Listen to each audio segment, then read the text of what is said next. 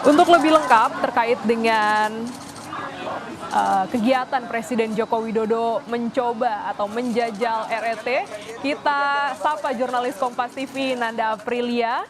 Selamat pagi, Nanda.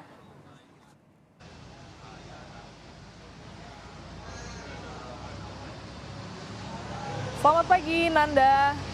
Selamat pagi, Glenis. Ya, ini Presiden sedang mencoba didampingi oleh sejumlah menteri dan gubernur begitu.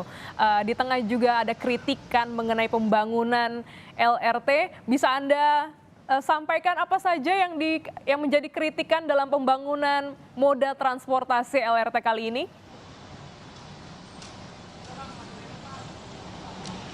Ya, Glenis, tentu ini menjadi perhatian karena sebenarnya untuk target dan sudah dijadwalkan terkait untuk operasional LRT Jabodebek ini rencananya akan diresmikan oleh Presiden Joko Widodo pada tanggal 18 Agustus 2023 mendatang. Namun, tengah persiapan dan juga pengembangan terkait LRT Jabodebek ini ada kritikan-kritikan terkait dengan hambatan-hambatan apa saja yang memang tengah dihadapi oleh pihak baik dari LRT maupun juga pihak-pihak pengelola lainnya. Hal ini terkait dengan kritikan sebenarnya disampaikan oleh Wamen BUMN Kartika Wirjoatmojo ketika ia mendatangi acara Journey Talks yang diselenggarakan pada awal Agustus lalu. Setidaknya ada beberapa poin yang disampaikan terkait dengan kritikan ini. Yang bisa saya gambarkan dan jabarkan terkait kritikan tersebut. Poin pertama, ini adalah terkait dengan proyek ini disebutnya berjalan tanpa koordinasi. Kenapa hal demikian ia sampaikan? Karena melihat sebenarnya untuk proyek besar sekelas LRT Jabodebek ini yang di dalamnya ada komponen pendukung, setidaknya ada sebanyak 6 komponen yang terdiri di dalamnya, ini berjalan dengan sendirinya saja. Jadi disebut oleh Wamen BUMN ini berjalan liar saja.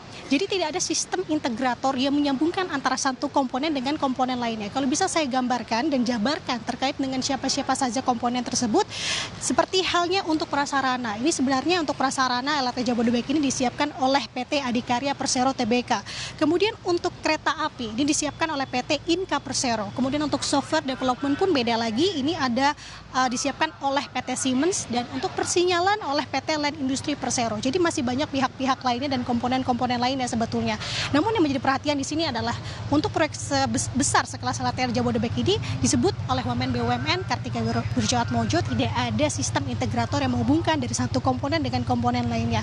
Ini pun bernyambung dengan kritikan yang kedua terkait dengan konstruksi salah desain. Tentu ini menjadi menarik perhatian Glenis dan juga saudara, karena untuk saat ini terkait dengan konstruksi salah desain ini ada di titik berbelok, tepatnya di spot belokan antara yang menghubungkan jalan Gatot Subroto menuju ke arah Kuningan.